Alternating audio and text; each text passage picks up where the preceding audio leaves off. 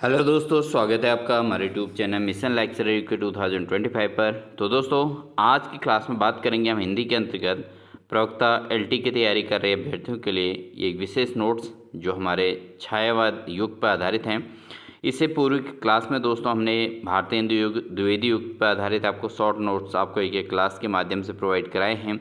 I hope आपने वो classes हमारी देख ली होंगी। और साथ ही जिन अभ्यर्थियों ने अभी तक मेंबरशिप ज्वाइन नहीं किया दोस्तों, अपनी मेंबरशिप जरूर ज्वाइन कर लें, क्योंकि यहाँ पर आपको हिंदी प्रवक्ता से संबंधित या हिंदी एलटी से संबंधित विशेष क्लासेस आपको देखने को मिलने वाली हैं।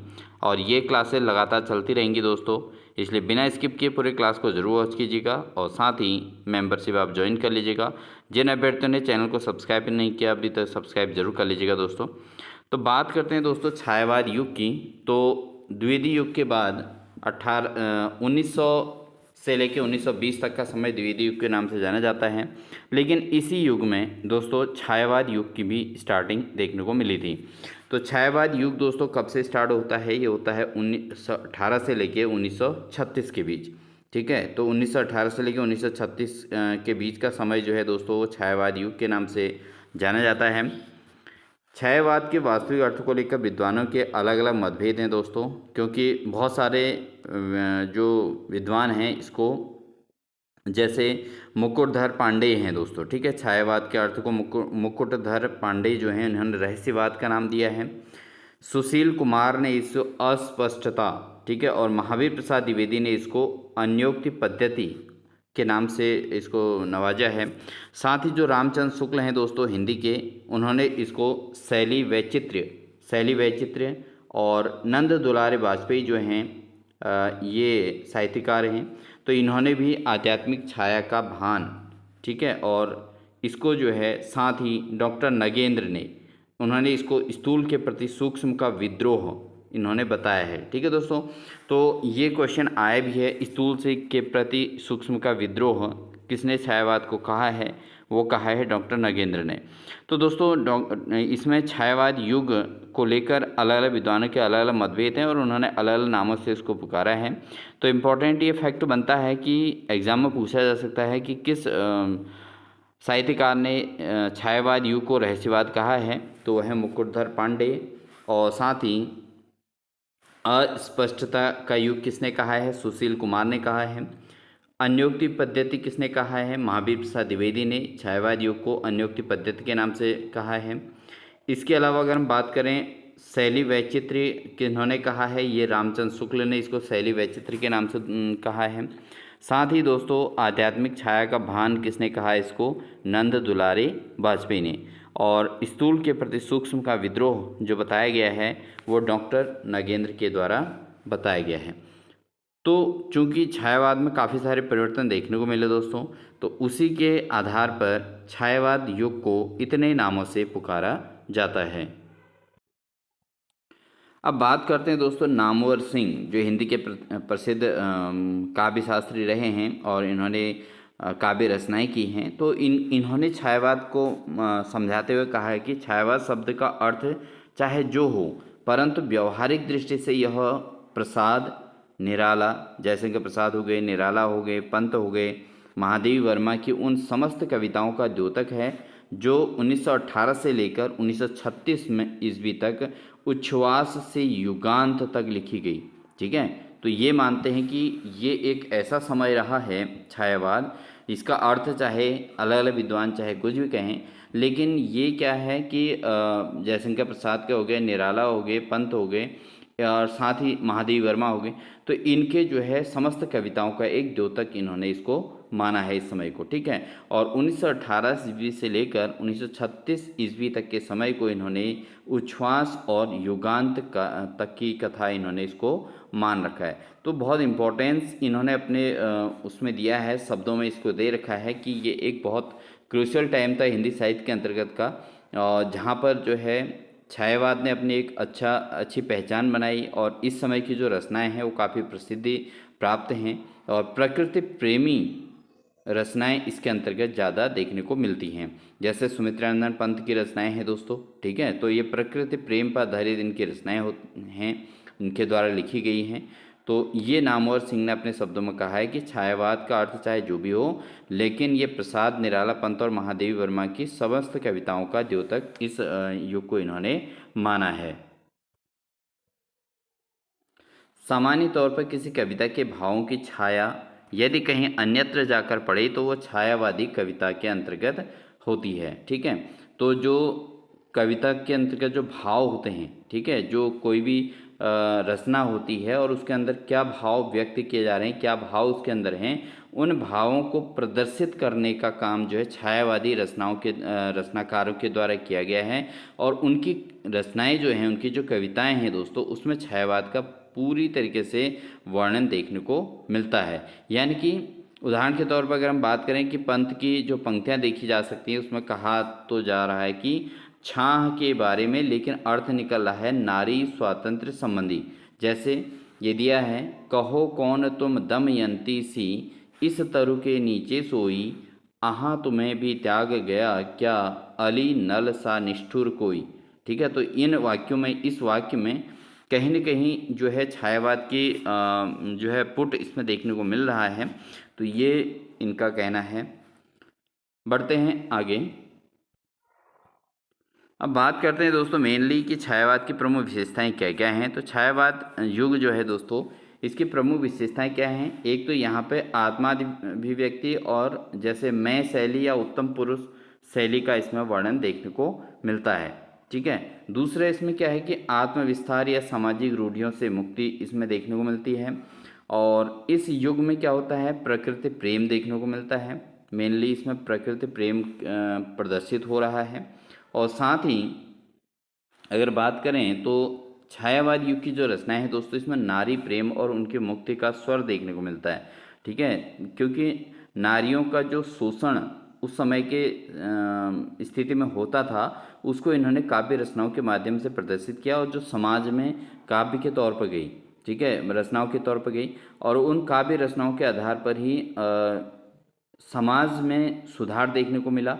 तो कहीं न कहीं ये नारी प्रेम को लेकर और साथ ही मुक्ति, उसकी मुक्ति को लेकर ये जो है यहाँ स्वर जो है छायावादी युग की रचनाओं में देखने को मिलता। इसके अलावा अज्ञात और असीम के प्रति जिज्ञासा, ठीक है, रहस्यवाद यहाँ पर देखने को मिला है। सांस्कृतिक चेतना और सामाजिक चेतना यानी कि मानवतावाद का उदय इस काल में देखने को मिला है। ठीक है, तो सांस्कृतिक चेतना का भी उदय हुआ और सामाजिक चेतना या मानवतावाद का भी उदय इस काल में देखने को मिला है दोस्तों। इसके अलावा स्वच्छंद कल्पना का मनोन्मेष इसमें देखने को मिला।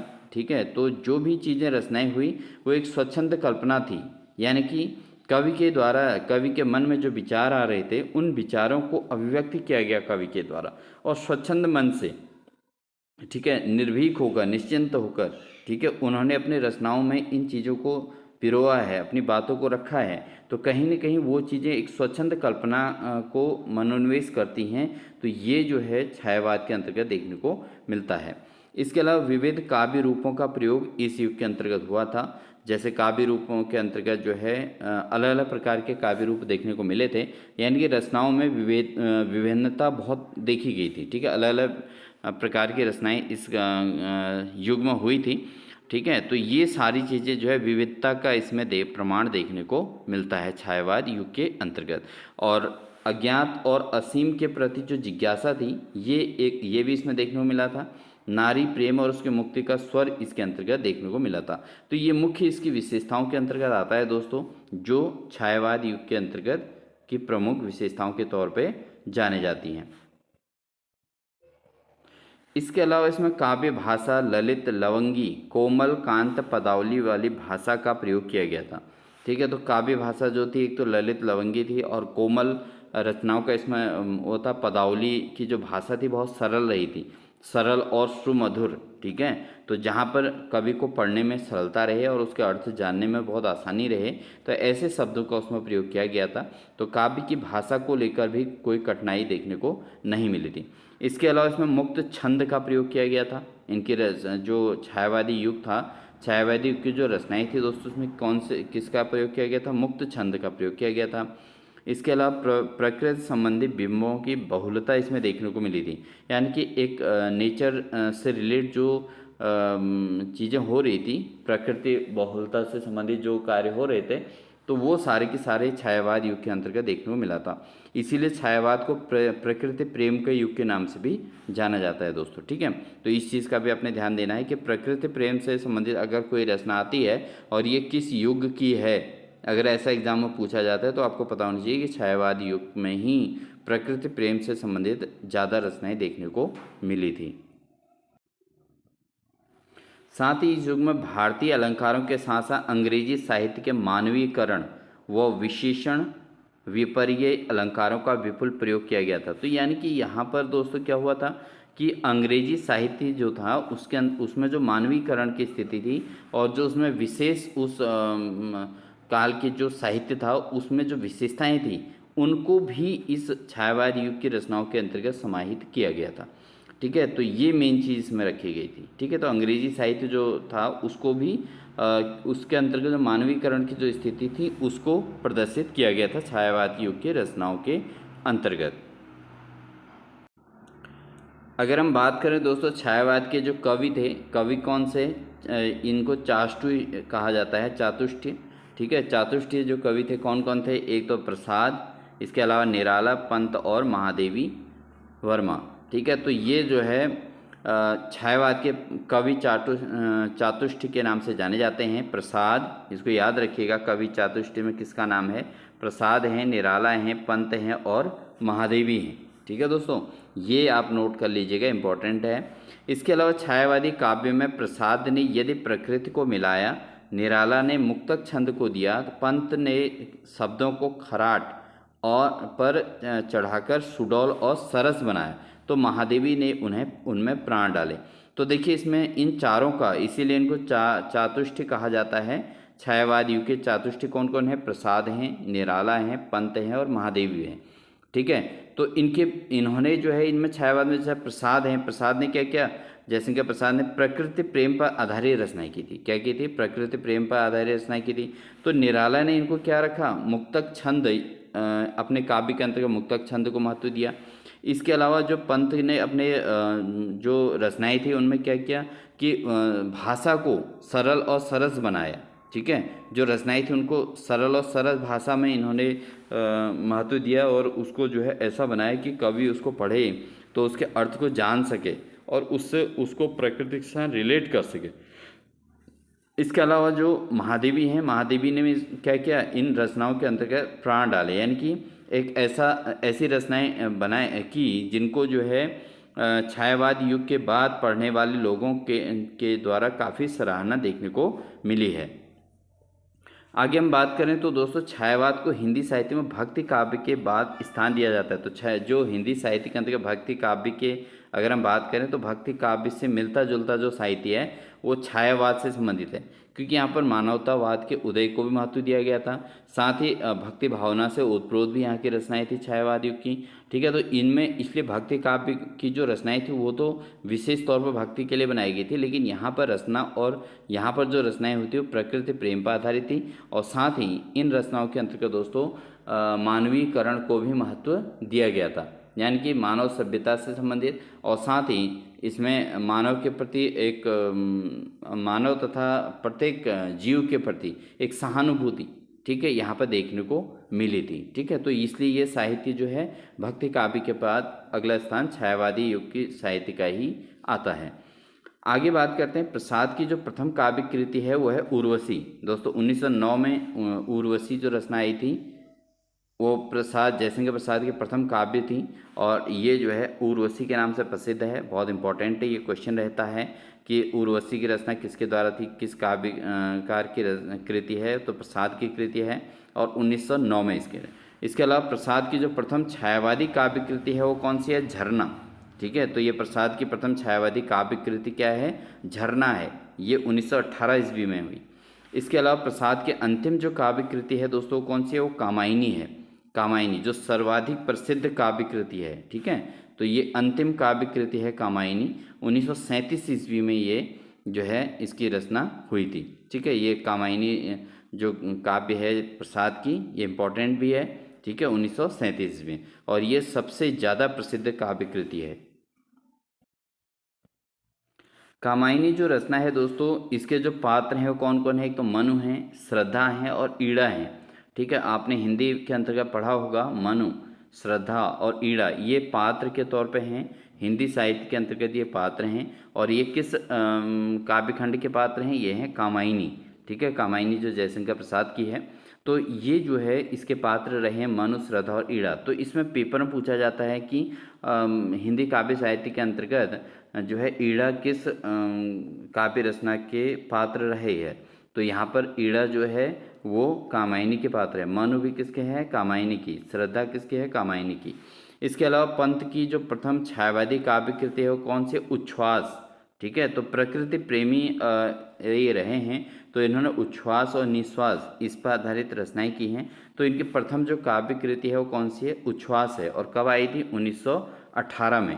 तो 1918 में इसकी रचना हुई थी। पंत की प्रथम छायावादी काव्य कृति जो है उच्छ्वास, इसकी रचना कब हुई थी? 1918 ईस्वी में। ठीक है, और पंत की जो अंतिम छायावादी कृति कौन सी थी दोस्तों? वो थी गुंजन। गुंजन इनकी काव्य कृति 1932 में हुई थी। ठीक है, तो इनको जरूर आप नोट कर लीजिएगा कि उच्छ्वास और गुंजन किसकी रचनाएं हैं? ये पंत की हैं, सुमित्रानंद पंत की। और साथ ही ये कब? 1918 में उच्छ्वास और 1932 में गुंजन, ये इनकी रचनाएं मुख्य तौर पे एग्जाम में पूछी जाती हैं। तो ये 3 के 3 पॉइंट जो हमने लिए हैं दोस्तों, ये तीनों के तीनों इंपॉर्टेंट हैं। इनको आप अपने नोटबुक में जरूर नोट कर लीजिएगा और जिस दिन आप एग्जाम देने जाएंगे उस समय रिवीजन जरूर कर लीजिएगा। ठीक है, अब बात करते हैं दोस्तों पंत की प्रसिद्ध पंक्तियां कौन कौन सी हैं। जैसे मैंने मैं शैली अपनाई, देखा एक दुखी निज भाई। ठीक है, मैं शैली अपनाई, देखा एक दुखी निज भाई, ये किसकी रचना है? ये निराला की है। किसकी है दोस्तों? निराला के शब्द हैं, उनकी पंक्तियां हैं। ये पंक्तियों पर आधारित क्वेश्चन आपको 15-20 देखने को मिलने वाले हैं दोस्तों, क्योंकि पेपर आपका 300 होने वाला है। तो 300 के पेपर में आप समझ लीजिए कि 15 से 20 क्वेश्चन आपको ये पंक्तियों पर आधारित देखने को मिलेंगे। ठीक है, हर यूनिट वाइज या हर काव्य रचना से संबंधित तो आपको देखने को मिलेंगे। इसलिए प्रत्येक काव्यकार के कुछ कुछ आपको जो है पंक्तियां याद भी होनी चाहिए, जिस पर आप एग्जाम में उसके आधार पर अन्य माना कोई आपका अननोन आ जाता है, यानी कि जिस जो आपने पढ़ा ना हो, तो उस पर आप कहीं ना कहीं इमेजिन कर सकते हैं कि उसकी रचनाएं हो सकती हैं, कौन से काव्यकार की हो सकती हैं। तो इस चीज़ का आप उसमें अनुमान लगा सकते हैं। तो यहाँ पर कुछ पंक्तियाँ आपको याद रखनी जरूरी हैं। जैसे ये कह रहे हैं मैंने मैं शैली अपनाई, देखा एक दुखी निज भाई, ये किसकी है रचना है? ये पंक्तियाँ हैं निराला की। अगले बात करें तो दोस्तों व्यर्थ हो गया जीवन, मैं रण में गया हार, ये नववेला जो निराला की रचना है उसके अंतर्गत ये पंक्ति है। व्यर्थ हो गया जीवन, मैं रण में गया हार, ये भी किसने कहा है? ये निराला ने कहा है। अगला है छोटे से घर की लघु सीमा में बधे हैं शूद्र भाव, यह सच है प्रिय प्रेम की पयोनिधि में तो उमड़ता सदा ही निसीम भू पर। तो पंचवटी प्रसंग के अंतर्गत है, ये भी किसकी है? ये भी निराला की पंक्तियां हैं दोस्तों। ठीक है, तो इसको आप याद रखेंगे। छोटे से घर की लघु सीमा में बधे हैं शूद्र भाव, यह सच है प्रिय में प्रेम का पयोनिधि तो उमड़ता है सदा ही निसीम भू पर। तो किसकी रचना है? ये पंचवटी प्रसंग के अंतर्गत है और किसकी रचना है? निराला की। अगला है दोस्तों वह तोड़ती पत्थर देखा उसे मैंने इलाहाबाद के पथ पर। ठीक है, वह तोड़ती पत्थर देखा उसे मैंने इलाहाबाद के पथ पर, ये किसकी रचना है? यह है निराला की। ठीक है, तो तोड़ती पत्थर वाला क्वेश्चन जब आएगा एग्जाम में तो ये इंपॉर्टेंट रहेगा आपका, क्योंकि आपने प्रीवियस ईयर पेपर देखे होंगे जब हमने सॉल्व कराए थे, तो उसमें आपको नहीं देखा होगा ये वह तोड़ती पत्थर वाला वाक्य आया हुआ है। तो पंक्तियाँ किसकी हैं? ये निराला की पंक्तियाँ हैं। इंपॉर्टेंट रहेगा ये क्वेश्चन भी। आगे बात करते हैं दोस्तों, वियोग होगा पहला कवि, आह से उपजा होगा गाना। ठीक है, उमड़ कर आँखों से चुपचाप बड़े बही होगी कविता अनजान। ठीक है, तो ये किसका है? ये पंत का है। वियोगी होगा पहला कवि, आह से उपजा होगा गान, उमड़ कर आँखों से चुपचाप बही होगी कविता अनजान। तो ये किसका है? ये पंत के वाक्य हैं दोस्तों, पंक्तियाँ हैं।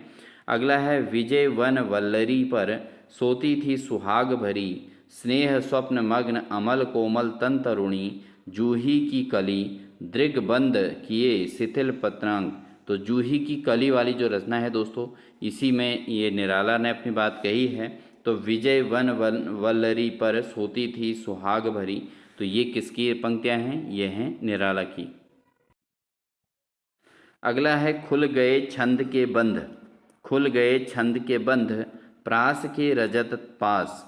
प्रास के रजत पास, ये किसके पंक्तियां हैं दोस्तों? ये हैं पंत की। किसकी हैं? पंत की पंक्तियां हैं दोस्तों ये। और नेक्स्ट है दोस्तों, इसको भी आप नोट करिएगा, मुक्त छंद पर आधारित है। तो यहाँ पर है मुक्त छंद, सहज प्रकाशन वह मन का, सहज प्रकाशन वह मन का, निज भावों का प्रकट अकृत्रिम चित्र। ठीक है, सहज प्रकाशन वह मन का, निज भावों का प्रकट अकृत्रिम चित्र, ये किसके किसकी पंक्तियाँ हैं? ये निराला की पंक्तियाँ हैं। ठीक है, अगला है तुमुल कोलाहल में। ये भी इम्पॉर्टेंट है, इसको भी नोट करिएगा दोस्तों। कामायनी से लिया गया है और जयशंकर प्रसाद की रचना के अंतर्गत है, कामायनी के अंतर्गत। तो तुमुल कोलाहल में मैं हृदय के बात रे मन। तुमुल कोलाहल में मैं हृदय की बात रे मन, ये किसकी है? कामायनी से लिया गया है और किसके है? जयशंकर प्रसाद की ये पंक्तियाँ हैं दोस्तों। ठीक है, अगला है प्रथम रश्मि का आना रंगिणी तूने कैसे पहचाना। तो प्रथम रश्मि का आना, रश्मि मीन्स होता है किरण, प्रथम रश्मि का आना रंगिणी तूने कैसे पहचाना। तो ये किसकी है दोस्तों? ये पंक्तियाँ हैं पंत की। ठीक है, सुमित्रानंद पंत ने ये पंक्तियाँ कही थी।